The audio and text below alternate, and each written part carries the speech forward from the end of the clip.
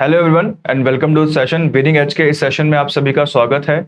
और जैसा कि हमने आपके साथ डिस्कस किया था, आज हम आपके साथ मौजूद हैं रिवीजन की चैप्टर वाइज सीरीज को लेकर। और इसमें जो चैप्टर वाइज सीरीज है, इसमें हम सबसे पहले स्टार्ट करेंगे इंडियन कॉन्स्टिट्यूशन। मेरा नाम विक्रम है और आप मेरे साथ जुड़ चुके हैं the winning edge defence plus में। आज का जो चैप्टर या एमसीक्यूज हम सॉल्व करने जा रहे हैं वो कॉन्स्टिट्यूशन के कौन कौन से चैप्टर से हमने लिए हैं, जिसमें डेवलपमेंट ऑफ कॉन्स्टिट्यूशन है, जिसमें कॉन्स्टिट्यूशन के बनने से पहले जितने भी आपके चार्टर एक्ट्स थे, गवर्नमेंट ऑफ इंडिया एक्ट्स जो गवर्नमेंट के द्वारा बनाए गए थे, ब्रिटिश गवर्नमेंट के द्वारा बनाए गए थे इंडिया में, उससे जुड़े हुए कुछ एमसीक्यूज हम करेंगे। इसके साथ साथ आपके पार्ट 1 है, पार्ट 2, पार्ट 3, पार्ट 4। पार्ट 1 जिसमें आपका यूनियन टेरिटरीज और आपका एरिया का आपकी बात की जाती है, आर्टिकल 1 टू लेके 4 तक तो जो क्वेश्चन है। पार्ट 2 आपका सिटीजनशिप है, पार्ट 4 आपका फंडामेंटल राइट्स है, पार्ट 3 आपका फंडामेंटल राइट्स और पार्ट 4 जो है आपका फंडामेंटल ड्यूटीज है। और फंडामेंटल ड्यूटीज के साथ साथ आपका डीपीएसपी आपके आते हैं। इसके साथ साथ जो आपका प्रियम्बल है उसके क्वेश्चन भी आज हम सॉल्व करेंगे। प्रियम्बल के साथ साथ आपका जो क्वेश्चंस हैं शेड्यूल से, उसको भी हम लेकर आए हैं। क्योंकि ऑब्वियसली इसमें हम रिवीजन करने जा रहे हैं, तो ये रिवीजन जो है हम एमसीक्यूज से आपका करेंगे, ठीक है। और जल्दी से जल्दी, क्योंकि आपका एग्जाम भी काफी नजदीक है, तो हम कोशिश करेंगे कि जल्दी से जल्दी आपको ज्यादा से ज्यादा एमसीक्यूज हम दे सके। एग्जाम टाइम पे इस समय आपको एमसीक्यूज ही ज्यादा करने चाहिए ताकि आपकी तैयारी आप खुद चेक कर सके। स्टार्ट करते हैं। पहला क्वेश्चन है कैबिनेट मिशन से। जो कैबिनेट मिशन इंडिया में आया था उसके हेड आपके कौन थे, ठीक है। कैबिनेट मिशन जो इंडिया में आया था उसका हेड आपका कौन था, ये क्वेश्चन आपसे पूछा गया है। तो देखिए, जो कैबिनेट मिशन इंडिया में आया था उसके हेड कौन थे आपके? पेंथिक लॉरेंस थे। तो पेंथिक लॉरेंस जो थे वो क्या किसके हेड थे आपके? जो आपका कैबिनेट मिशन इंडिया में आया था। कैबिनेट मिशन इसलिए इसको कहा जाता है क्योंकि इसके सारे के सारे मेंबर जो थे वो क्लेमेंट एटली के कैबिनेट से आपके जुड़े हुए थे, ठीक है। जिसमें आपका क्लेमेंट एटली की जो कैबिनेट थी, इसमें पेंथिक लॉरेंस था, आपका एबी अलेक्जेंडर थे और स्टेफर्ड क्रिप्स। इन 3 लोगों से मिलकर क्या बना था? आपका कैबिनेट मिशन बना था। And this cabinet mission was headed by lord Pethick Lawrence. तो इस कैबिनेट मिशन के हेड कौन थे आपके? पेंथिक लॉरेंस थे। तो पहले का सही आंसर क्या हो जाएगा बच्चों? सी हो जाएगा। नेक्स्ट क्वेश्चन देखते हैं। The constitution of India was adopted by the जो कॉन्स्टिट्यूशन था इंडिया का उसको किसने अडॉप्ट किया था? अगला क्वेश्चन आपसे पूछा गया है, the constitution of India was adopted by the, जो कॉन्स्टिट्यूशन था इंडिया का उसको किसने अडॉप्ट किया था? तो बच्चों, इंडिया में कॉन्स्टिट्यूशन को बनाने के लिए आपकी बनाई गई थी कॉन्स्टिट्यूएंट असेंबली, ठीक है। इंडिया में कॉन्स्टिट्यूशन को बनाने के लिए क्या बनाई गई थी? आपकी कॉन्स्टिट्यूएंट असेंबली आपकी बनाई गई थी। और इस कॉन्स्टिट्यूएंट असेंबली ने ही कॉन्स्टिट्यूशन को क्या किया था? आपका अडॉप्ट किया था। कब अडॉप्ट किया था? 26 नवंबर 1949। इस दिन हम क्या मनाते हैं? अपना कॉन्स्टिट्यूशन डे मनाते हैं, संविधान दिवस मनाते हैं। तो कॉन्स्टिट्यूएंट असेंबली ने ही इंडिया के कॉन्स्टिट्यूशन को अडॉप्ट किया था। बनाया भी किसने था? कॉन्स्टिट्यूशन असेंबली ने ही इसको बनाया था। अगला क्वेश्चन देखते हैं। The constituent assembly for undivided India first met on. तो अगला जो आपका क्वेश्चन है, जो आपका कॉन्स्टिट्यूएंट असेंबली है उसकी पहली बैठक कब हुई थी, ये आपका प्रश्न पूछा गया है। अब ऑब्वियसली कॉन्स्टिट्यूशन की मेकिंग के प्रोसेस में बहुत सारी क्या हुई हैं? आपकी बैठकें आपकी हुई हैं। क्वेश्चन ये पूछा गया है कि कॉन्स्टिट्यूएंट असेंबली की पहली बैठक कब हुई थी? तो कॉन्स्टिट्यूएंट असेंबली की पहली बैठक जो हुई थी, ये हुई थी आपके 9 दिसंबर 1946 को। 9 दिसंबर 1946 को क्या हुआ था? कॉन्स्टिट्यूएंट असेंबली की पहली बैठक हुई थी। अगला क्वेश्चन देखते हैं बच्चों। The constitution of India was enacted bye a constituent assembly set up. Bharat का संविधान एक संविधान सभा द्वारा अधिनियमित किया गया था जिसकी स्थापना की गई थी। क्वेश्चन ये पूछा गया है कि जो संविधान सभा है, संविधान सभा की स्थापना कब की गई थी? तो संविधान सभा जो किया गया था बच्चों, ये कैबिनेट मिशन जो आया था, जिसको हमने सबसे पहले आपका डिस्कस किया, उसके तहत भारत में कॉन्स्टिट्यूएंट असेंबली की स्थापना या कॉन्स्टिट्यूएंट असेंबली का फॉर्मेशन आपका किया गया था। और इस कॉन्स्टिट्यूएंट असेंबली में भी लोगों को आपका चुनकर आपके आए थे लोग, और इस कॉन्स्टिट्यूएंट असेंबली का आपका पार्ट बने थे। फिर इस कॉन्स्टिट्यूएंट असेंबली में बहुत सारी कमिटीज आपकी बनाई गई थी, flag committee, provincial committee, drafting committees. और इन कमिटीज ने ही क्या किया? इन कमिटीज में जो ड्राफ्टिंग कमेटी थी उसको काम दिया गया था हमारे कॉन्स्टिट्यूशन को ड्राफ्ट करने के लिए।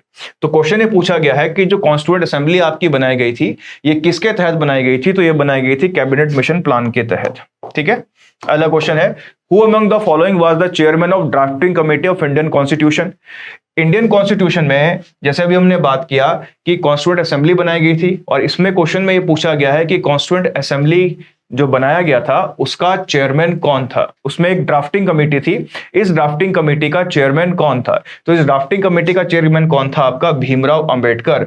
यानी कि ड्राफ्टिंग कमेटी जिसने हमारे कॉन्स्टिट्यूशन का ड्राफ्ट तैयार किया था, कॉन्स्टिट्यूशन को तैयार किया था, उस कमेटी को कहते थे ड्राफ्टिंग कमेटी। हिंदी में कहते हैं बच्चों इसको प्रारूप समिति।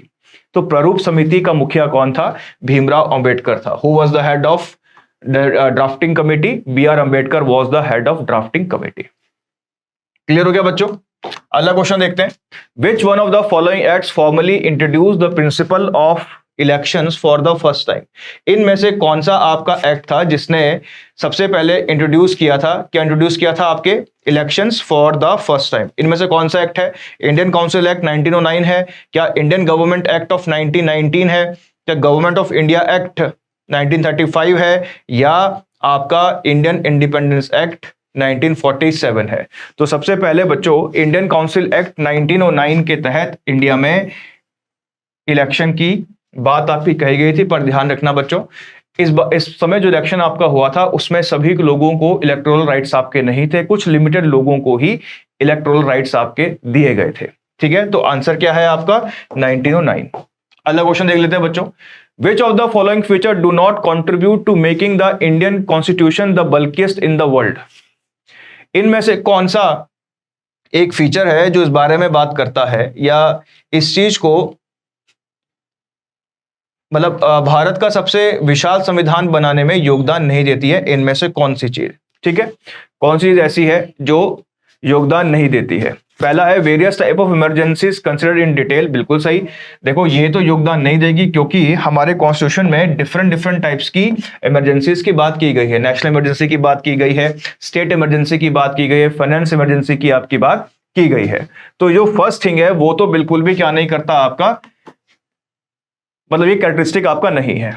It codifies the right and privileges the members of parliament and state legislature. ये नहीं, भी ये गलत है आपका क्योंकि इतना ज्यादा डिटेल में आपका गिवन नहीं है। It enumerates all types of Indian citizenship and how it can be terminated. नहीं, ये भी क्या नहीं है आपकी कैरेक्टरिस्टिक नहीं है। सेकंड और थर्ड ही हमें ऑप्शन में नजर आता है। It contains not only a list of fundamental rights but also the restriction to be placed on. ये बिल्कुल हमारे कॉन्स्टिट्यूशन को बल्किएस्ट कॉन्स्टिट्यूशन बनाने का एक कैरेक्टरिस्टिक है। तो फर्स्ट और फोर्थ जो है ये कैरेक्टरिस्टिक है, सेकंड और थर्ड जो है ये कैरेक्टरिस्टिक नहीं है। और आपसे क्या पूछा गया है कि वो कौन से गुण हैं जो हमारे को संविधान को सबसे विशाल संविधान बनाने में योगदान नहीं देता है। Moving on to next question, which of the following statement is are not correct about objective resolution. इनमें से कौन सा जो स्टेटमेंट है वो ऑब्जेक्टिव रेजोल्यूशन के बारे में सही नहीं है। अगर हम बच्चों ध्यान दें ऑब्जेक्टिव रेजोल्यूशन के बारे में, तो ऑब्जेक्टिव रेजोल्यूशन ही आगे चलकर इंडिया के कॉन्स्टिट्यूशन का प्रेम्बल बनेगा। यानी कि जवाहरलाल नेहरू व्यक्ति थे जिन्होंने हमारे भारत की जो प्रेम्बल है कॉन्स्टिट्यूशन को उसको प्रेजेंट किया था। ऑब्जेक्टिव रेजोल्यूशन का मतलब क्या था बच्चों, ऑब्जेक्टिव रेजोल्यूशन का मतलब था कि the constitution which is maded by constituent assembly, कि संविधान सभा के द्वारा जो संविधान बनाया गया है उसका ऑब्जेक्टिव क्या है। The constitution maded by constituent assembly, what is the objective of that constitution. तो ये जो ऑब्जेक्टिव रेजोल्यूशन आपका कहलाया बच्चों, इसका विचार किसने प्रेजेंट किया था, आपके ऑब्जेक्टिव रेजोल्यूशन को प्रेजेंट किया था आपके जवाहरलाल नेहरू ने। ठीक है, तो पहला स्टेटमेंट क्या है आपका, सही है। जवाहरलाल नेहरू ने क्या दिया था आपका, ऑब्जेक्टिव रेजोल्यूशन दिया था। Statement 1 is correct. ठीक है, दूसरा स्टेटमेंट क्या है, it called for just rights for minorities. It calls for just rights of minorities. It called for just right for minorities, बिल्कुल, क्योंकि ये किसकी बात करता था, आपकी सोशल इक्वालिटी की बात करता था। हमारा जो प्रियम्बल है उसमें भी इक्वालिटीज की आपकी बात की गई है, फ्रीडम्स की आपकी बात की गई है। तो ये जो ऑब्जेक्टिव रेजोल्यूशन है ये माइनॉरिटी के जस्ट राइट्स की बात आपका करता है।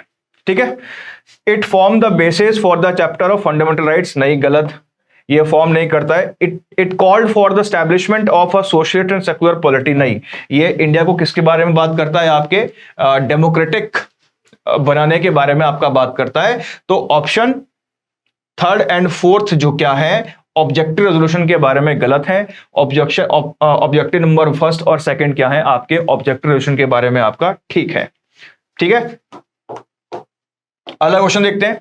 विच of the following provisions of the constitution came into force from November 26, 1949।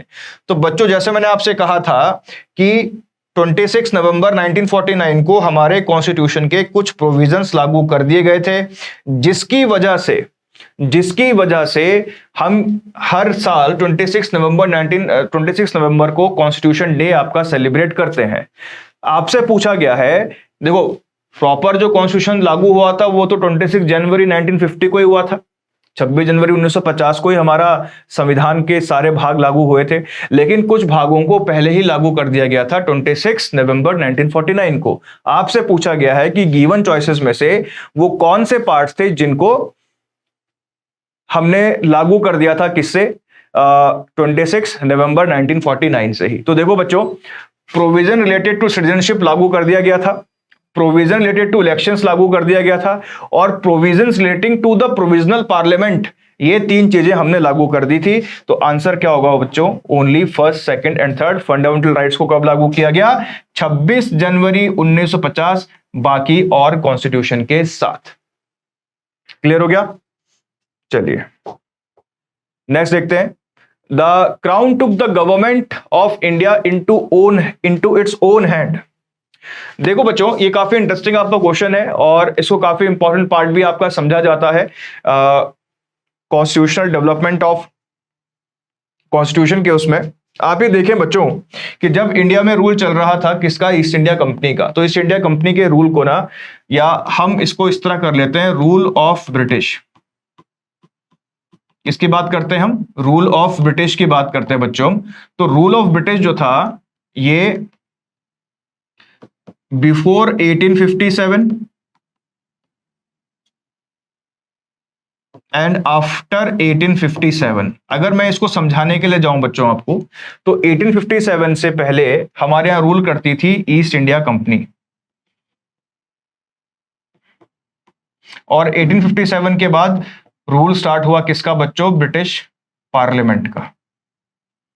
ठीक है, देखो क्राउन तो हेड ही होगा दोनों में, क्राउन तो हेड ही होगा, लेकिन क्राउन ने ईस्ट इंडिया कंपनी से रूल छीनकर किसको दिया? ब्रिटिश पार्लियामेंट को दिया। क्यों दिया था? क्योंकि 1857 का रिवोल्ट हुआ था, जिसके लिए जब ब्रिटिश पार्लियामेंट में ये कॉजेस पूछे गए तो ये माना गया कि ईस्ट इंडिया कंपनी की जो फॉल्टी पॉलिसीज है वो सबसे बड़ा रीजन है। किसका सबसे बड़ा रीजन है आपका? सबसे बड़ा रीजन है किसका? आपका इंडिया में हुए 1857 के रिवोल्ट का। तो उस समय जो ब्रिटिश क्राउन था उसने बोला कि ईस्ट इंडिया कंपनी से अब शासन लेकर किसको दे दिया जाएगा? आपको ब्रिटिश पार्लियामेंट को। और इसके लिए उन्होंने एक्ट निकाला था जिसका नाम था गवर्नमेंट ऑफ इंडिया एक्ट 1858। सो 1858 में जो ब्रिटिश क्राउन था उसने शासन ईस्ट इंडिया कंपनी से अपने हाथों में ले लिया, और ऐसा करने के लिए जो एक्ट उनके द्वारा आपका लाया गया था उस एक्ट का नाम था गवर्नमेंट ऑफ इंडिया एक्ट 1858। ठीक है, चलिए अगला क्वेश्चन देखते हैं। Consider the following statement, the Indian constitution is. आपसे बताना है, आपने बताना है कि इंडियन कॉन्स्टिट्यूशन के इंपॉर्टेंट कैरेक्टरिस्टिक क्या है। ठीक है, क्या इंडियन कॉन्स्टिट्यूशन अनरिटन कॉन्स्टिट्यूशन है? बच्चों, अनरिटन कॉन्स्टिट्यूशन का मतलब ये बिल्कुल नहीं होता है कि इसको कहीं लिखा नहीं जाता है। अनरिटन कॉन्स्टिट्यूशन भी लिखा जाता है, बट अनरिटन कॉन्स्टिट्यूशन ऐसा कॉन्स्टिट्यूशन होता है जिसके प्रोविजंस में आप कभी भी चेंजेस कर सकते हो। फॉर एग्जांपल, अगर आर्टिकल 1 में लिखा है कि we will use only blackboards, हम क्या करें? हम केवल ब्लैक बोर्ड्स का यूज करेंगे। हम क्या करेंगे? केवल ब्लैक बोर्ड्स का यूज आपका करेंगे। मैं आर्टिकल 1 में ये हटा सकता हूं। अगर हम अपने कॉन्स्टिट्यूशन के आर्टिकल 1 से हटा के लिख दूं कि आज से सब लोग बर्गर खाएंगे, तो जो ये इस तरह के चेंजेस होते हैं बच्चों, इस तरह के कॉन्स्टिट्यूशन को अनरिटन कॉन्स्टिट्यूशन कहा जाता है, जिसमें प्रोविजंस में कभी भी चेंजेस कर दिए जा सकते हैं। तो ऐसे कॉन्स्टिट्यूशन क्या कहलाते हैं? अनरिटन कॉन्स्टिट्यूशन कहलाते हैं। और हमारा कॉन्स्टिट्यूशन जो है बच्चों अनरिटन नहीं है। तो ऑप्शन फर्स्ट इज रॉन्ग। हमारा क्या है? रिटन कॉन्स्टिट्यूशन है। रिटन कॉन्स्टिट्यूशन का मतलब होता है बच्चों कि कॉन्स्टिट्यूशन जो है उसमें कोई भी चेंजेस नहीं होंगे। जो कॉन्स्टिट्यूशन का स्ट्रक्चर है, बेसिक स्ट्रक्चर है, उसमें कोई भी चेंजेस आपके नहीं होंगे। तो ऐसे क्वेश्चन को हम क्या कहते हैं? रिटन कॉन्स्टिट्यूशन कहते हैं। It is largely based on the government of India act 1935। तो ये बात भी आपकी सही है। देखो बच्चों, 1935 में ब्रिटिश जो थे वो एक कॉन्स्टिट्यूशन लेकर आए थे, एक एक्ट लेकर आए थे भारत के लोगों के लिए, और इस एक्ट को कहा जाता था गवर्नमेंट ऑफ इंडिया एक्ट 1935। और गवर्नमेंट ऑफ इंडिया एक्ट 1935 और रिटन कॉन्स्टिट्यूशन क्या है? हमारे कॉन्स्टिट्यूशन के कैरेक्टरिस्टिक हैं। अब देखें इसमें कौन सा ठीक होगा। Only 2 and 3 are correct, first one is wrong. अगला क्वेश्चन देखते हैं। The constitution of India borrowed the scheme of Indian federation. Indian federation, federation का मतलब क्या है बच्चों? कि India is a union of state. तो ये जो हमारे कॉन्स्टिट्यूशन में कैरेक्टरिस्टिक लिया गया है कि इंडिया में जो फेडरल स्ट्रक्चर है, फेडरल स्ट्रक्चर कौन से आर्टिकल में, कौन से शेड्यूल में बच्चों? 7th शेड्यूल में क्या गिवन है? इंडिया का फेडरल स्ट्रक्चर गिवन है। ठीक है, और ये फेडरल स्ट्रक्चर हमने कहां से लिया है? कनाडा के कॉन्स्टिट्यूशन से आपका लिया है। ठीक है, ये फेडरल स्ट्रक्चर हमने कहां से लिया? कनाडा के कॉन्स्टिट्यूशन से लिया है। The inspiration of liberty, equality and fraternity. जो इंस्पिरेशन है हमारे कॉन्स्टिट्यूशन में, जो इंस्पिरेशन है, किसकी इंस्पिरेशन है बच्चों? लिबर्टी, इक्वालिटी और फ्रेटर्निटी की। ये कहां से ली है? ये बच्चों ली गई है फ्रेंच रेवोल्यूशन से। फ्रेंच रेवोल्यूशन आपका हुआ था, और फ्रेंच रेवोल्यूशन में इन सभी चीजों को, ये क्या थे आपके, उसके ड्राइविंग फैक्टर्स थे। Which of the following describe India as a secular state?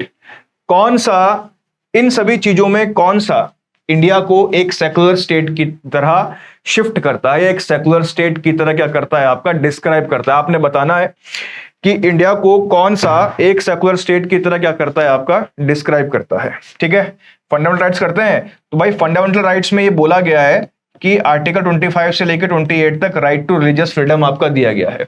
लेकिन क्या ये सेकुलर है? नहीं, बिल्कुल नहीं। 9 शेड्यूल सेकुलर बनाता है? नहीं। 9 शेड्यूल में क्या है आपके? लैंड रिफॉर्म्स, डायरेक्टिव प्रिंसिपल्स में, तो डायरेक्टिव प्रिंसिपल में है, लेकिन वो क्या नहीं है आपके?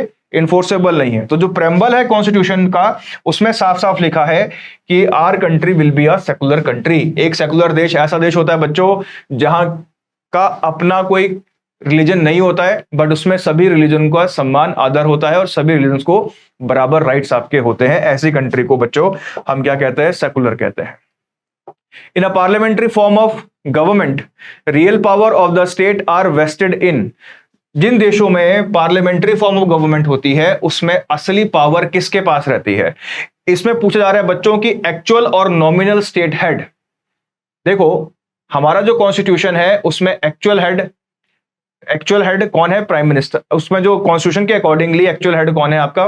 प्रेसिडेंट है ना। लेकिन अगर हम देखें जो उसका इंप्लीमेंटेशन है, उस इंप्लीमेंटेशन में अगर हम देखें तो एक्चुअल हेड कौन है आपका? प्राइम मिनिस्टर, और नॉमिनल हेड कौन है आपका? प्रेसिडेंट है। ठीक है, सो आप ये देखें कि गवर्नमेंट, एक पार्लियामेंट्री फॉर्म ऑफ गवर्नमेंट में जो असली पावर होती है स्टेट की, वो किसके पास रहती है? ये क्वेश्चन आपसे पूछा गया है।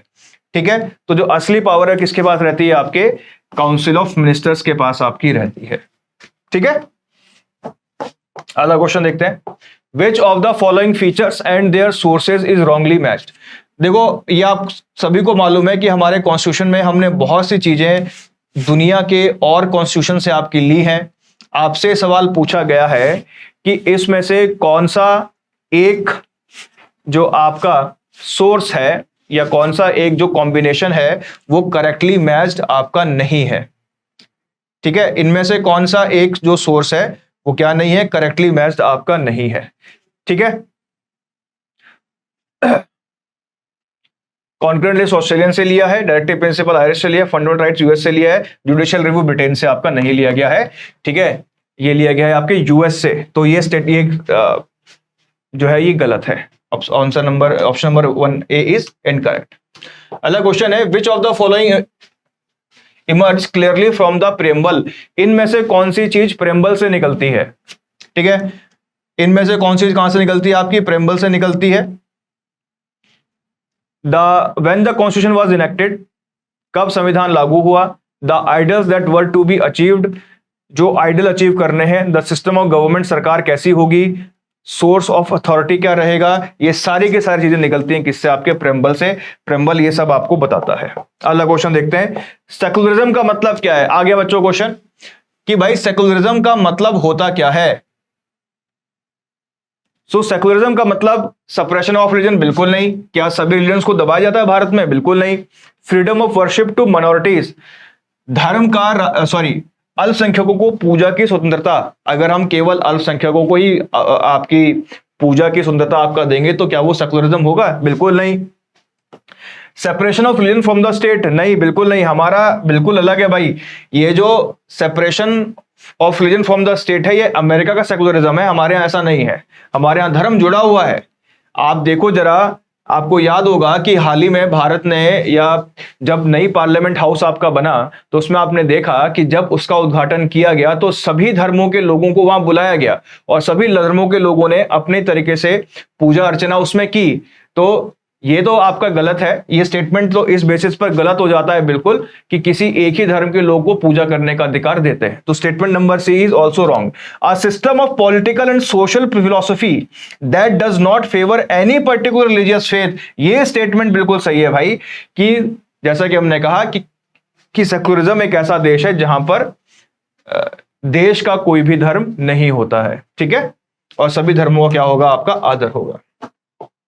The word socialist, secular and unity and integrity of nation were added to our constitution। ये क्वेश्चन बच्चों काफी घिसा पिटा प्रश्न है, लेकिन घूम फिर के ये टपक जाता है एग्जाम में, ठीक है। और कब 42nd अमेंडमेंट जो हुआ था कॉन्स्टिट्यूशन का, उसमें हमने ये शब्दों को जोड़ा था।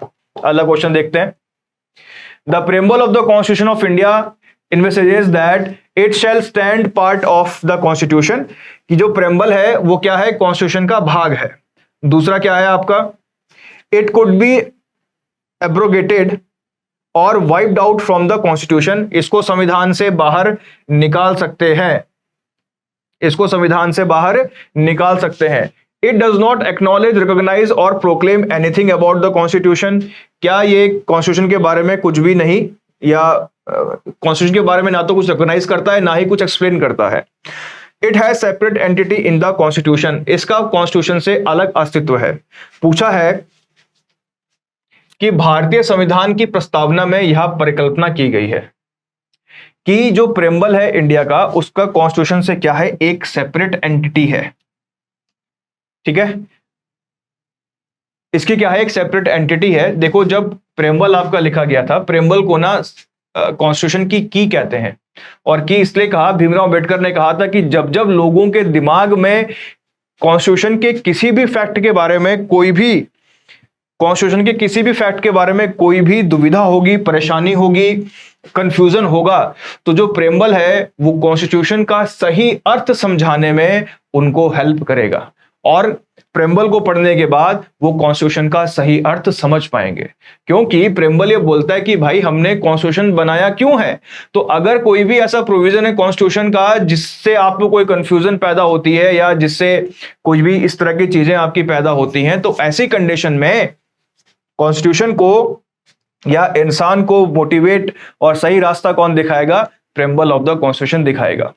Under which article of the constitution culture and educational rights are granted, तो अब हम चल रहे हैं किसकी तरफ, फंडामेंटल राइट्स की तरफ, और पूछा गया है कि कौन सा आर्टिकल है कॉन्स्टिट्यूशन का जिसके तहत फंडामेंटल राइट्स आपके कल्चरल एजुकेशनल राइट्स जो हैं ग्रांट किए गए हैं सभी को, इवन इंक्लूडिंग माइनॉरिटीज को। तो आर्टिकल 29 और 30 में क्या किया गया है आपका, कल्चर और माइनॉरिटी, कल्चर और एजुकेशनल राइट जो हैं आपके ग्रांट किए गए हैं।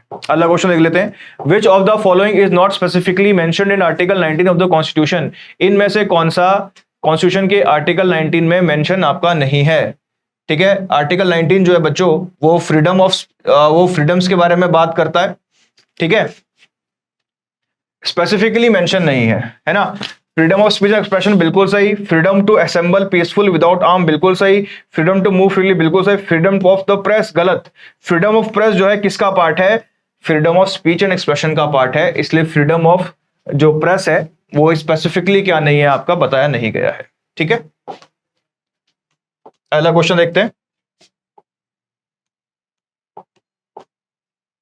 Rights to constitutional remedies come under, constitutional remedies किसके अंडर आते हैं बच्चों? कॉन्स्टिट्यूशनल रेमेडीज आता है आर्टिकल 32 के अंदर, और ये क्या है? एक फंडामेंटल राइट है। देखो बच्चों, कॉन्स्टिट्यूशनल रेमेडीज इसलिए दी गई थी कि अगर किसी इंसान को फंडामेंटल राइट्स नहीं दिए जाते हैं या उसको फंडामेंटल राइट्स से मरहूम रखा जाता है, तो ऐसी कंडीशन में इंसान क्या करे?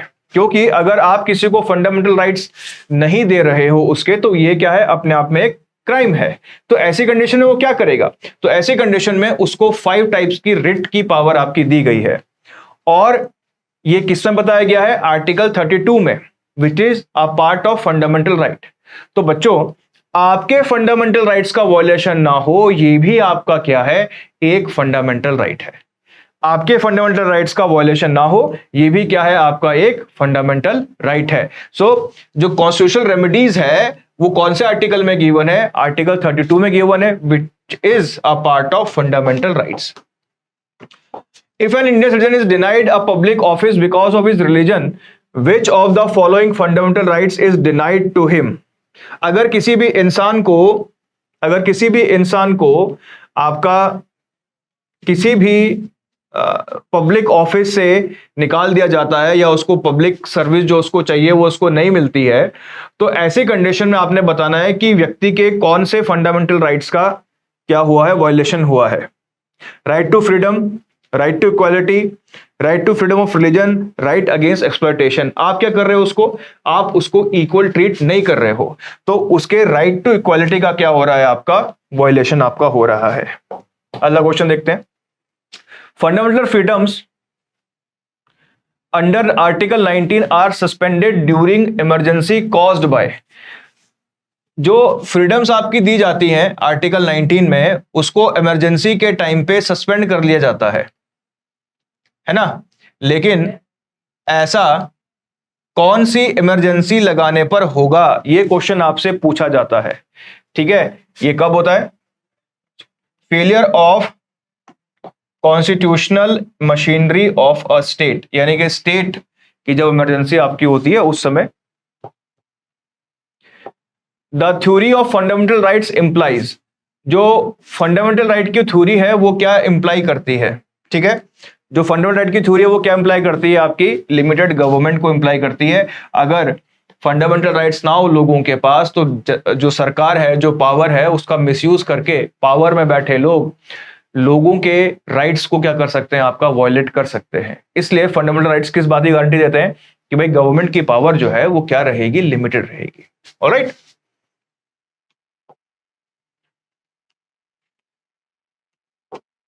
अगला क्वेश्चन है prohibition of discrimination on the grounds of religion etcetera. ये आर्टिकल 15 में है कॉन्स्टिट्यूशन के। Is a fundamental right classified under. देखो, फंडामेंटल राइट्स को कई पार्ट्स में डिवाइड किया जाता है। आर्टिकल 14 से लेकर आर्टिकल 18 तक जो फंडामेंटल राइट्स हैं उन्हें राइट टू इक्वालिटी के अंतर्गत रखा जाता है। ठीक है, 19 से लेकर जो आपके 22 तक जो आपके हैं उसको राइट टू फ्रीडम के अंतर्गत आपका रखा जाता है। उसके बाद 23 24 राइट अगेंस्ट एक्सप्लॉयटेशन है। 25 से 28 फ्रीडम राइट्स में आपके आते हैं।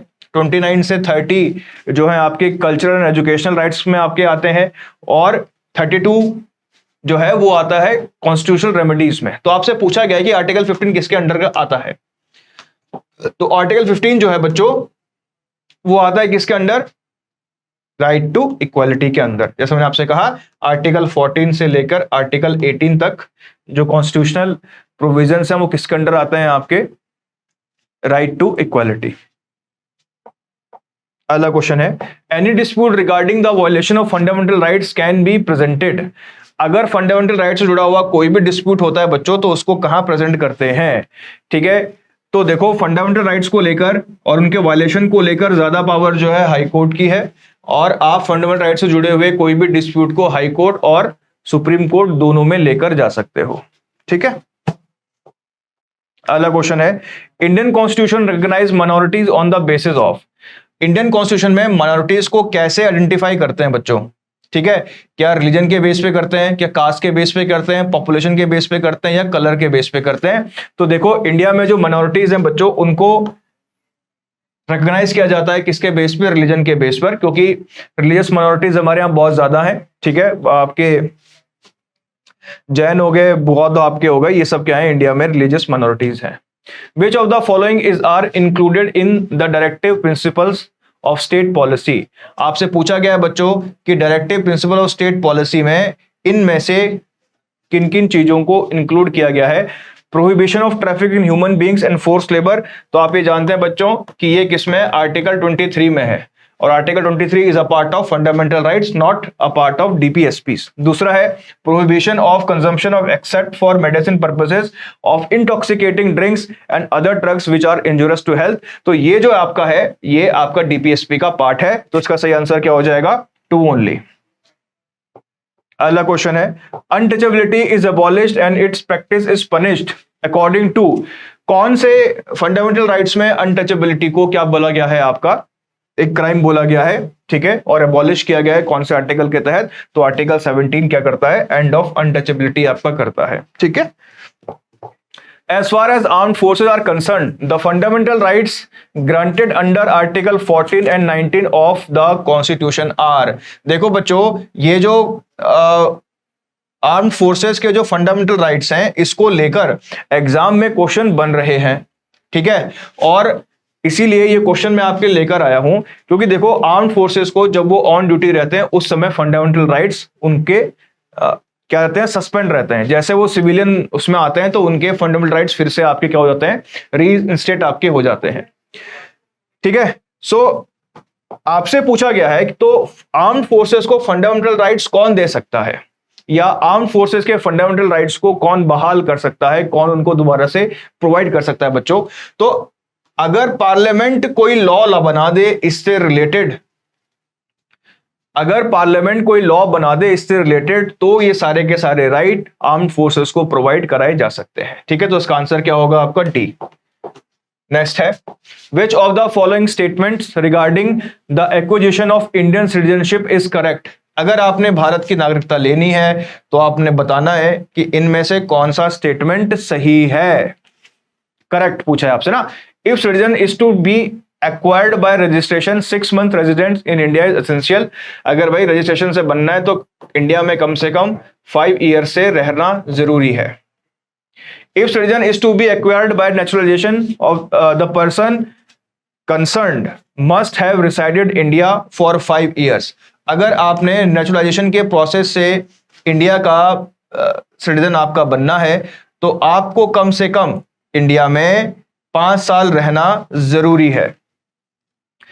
अगर नेचुरलाइजेशन से बनना है बच्चों तो 10 से 11 साल रहना जरूरी है। हालांकि 2019 में गवर्नमेंट ने CAA एक्ट आपका लाया था और उसके तहत जो इंडिया में रहने की सीमा है कुछ लोगों के लिए, कुछ लोग कौन, आपके पाकिस्तान, अफगानिस्तान और बांग्लादेश की जो माइनॉरिटीज हैं, हिंदू, जैन, सिख, इनके लिए इसको घटाकर 5 साल आपका कर दिया गया है। If born in India only that person can acquire citizenship at least one of whose parent is Indian. तो बिल्कुल सही, अगर कोई इंडिया में पैदा हुआ है या ऐसा पर्सन यदि भारत में जन्मा है तो केवल वही व्यक्ति नागरिकता प्राप्त कर सकता है जिसके माता पिता में से कम एक भारतीय हो। ये बिल्कुल स्टेटमेंट ठीक है।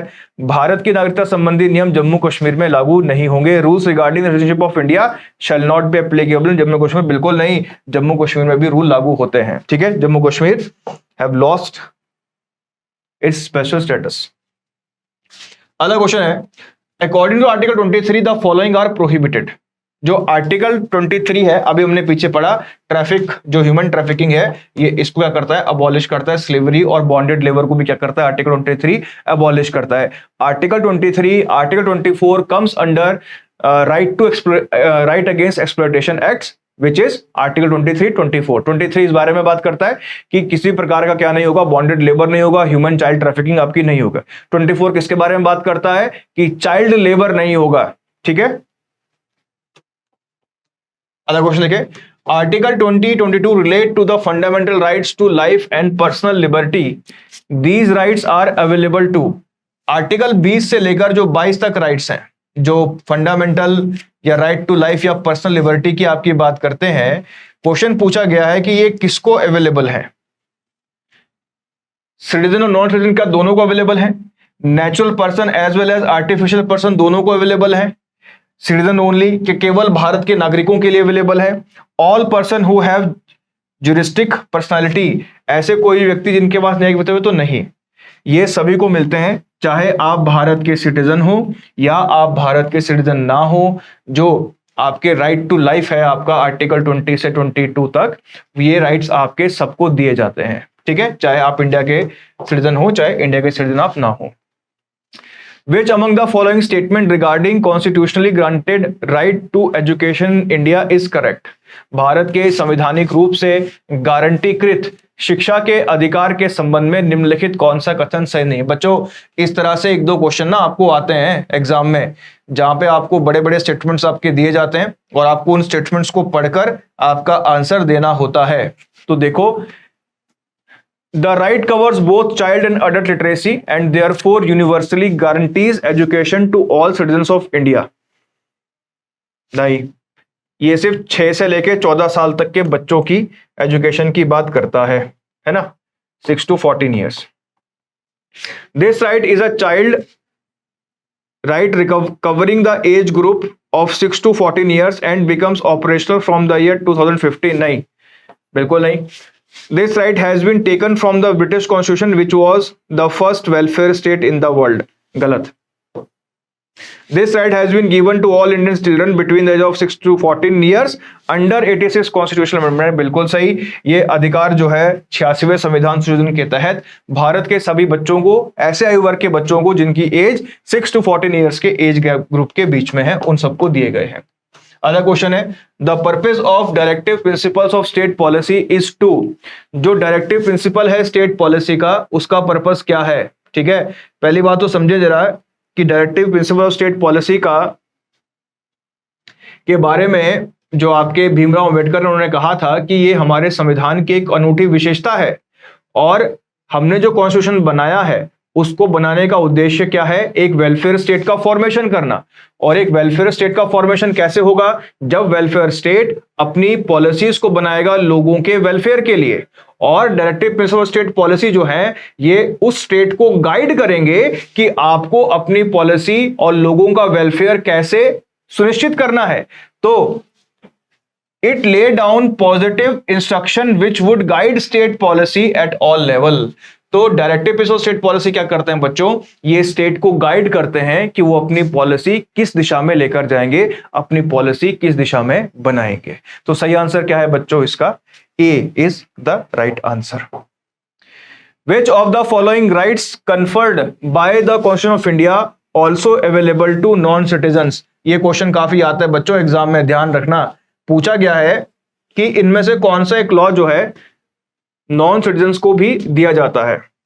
अब देखो, राइट टू रेमेडीज जो है ना, ये सिर्फ सिटीजन्स को है बच्चों। फ्रीडम ऑफ स्पीच सबको है ना, ये कॉन्स्टिट्यूशनल रेमेडीज सबके लिए, सारे के सारे सबके लिए नहीं होते हैं। Freedom to move and settle any part of the country, नहीं, ये सिर्फ सिटीजन को है। फ्रीडम टू एक्वायर प्रॉपर्टी, ये भी किसको है? केवल सिटीजन्स को है। नॉन सिटीजन्स को कौन सा राइट है इसमें से? प्रॉपर आपका फ्रीडम ऑफ स्पीच है। ठीक है, कौन सा राइट है आपका? फ्रीडम ऑफ स्पीच है। अगला क्वेश्चन देखते हैं, the right to constitutional remedies in India is available to. आ गया देखो क्वेश्चन। इस क्वेश्चन में मैं थोड़ा सा जोर दे रहा हूं बच्चों इसलिए क्योंकि ये क्वेश्चन क्या है, काफी इंपॉर्टेंट है। ये कब मिलता है? All person in case of infringement of any fundamental right. ये सभी लोगों को मिलेगा। किस कंडीशन में मिलेगा? जब क्या किया जाएगा? फंडामेंटल राइट्स का क्या होगा? वायलेशन आपका होगा, इन्फ्रिंजमेंट आपका होगा। अगला क्वेश्चन देखते हैं, separation of the judiciary from the executive is enjoyed by. ठीक है, ये कहां पर लिखा है कि जुडिशरी जो है वो किससे रहेगी? अलग रहेगी किससे? एग्जीक्यूटिव से। तो बच्चों ऐसा गिवन है आपका डायरेक्टिव प्रिंसिपल्स में। ठीक है बच्चों। बच्चों ये था आपका रिवीजन का पहला चैप्टर, पॉलिटी पार्ट 1 मैं इसको कह रहा हूं, और इसमें हमने पार्ट 4 तक के सारे चैप्टर से जुड़े हुए इंपॉर्टेंट एमसीक्यूज को किया है। आने वाली क्लास में बच्चों हम करेंगे चैप्टर 5 और 6, तो उसके लिए तैयार रहिएगा, ताकि जब मैं आपके लिए क्वेश्चन लेकर आऊं नेक्स्ट वीडियो में और मैं क्वेश्चन आपके सामने रखूं ऐसे, तो आप साथ के साथ मेरे साथ आंसर करते रहें। बच्चों आज के लिए इतना ही, मिलते हैं आपके साथ पॉलिटी 2 वाले चैप्टर में, जिसमें हम आपके साथ करेंगे फिर से बैठ के एमसीक्यूज। Thank you everyone.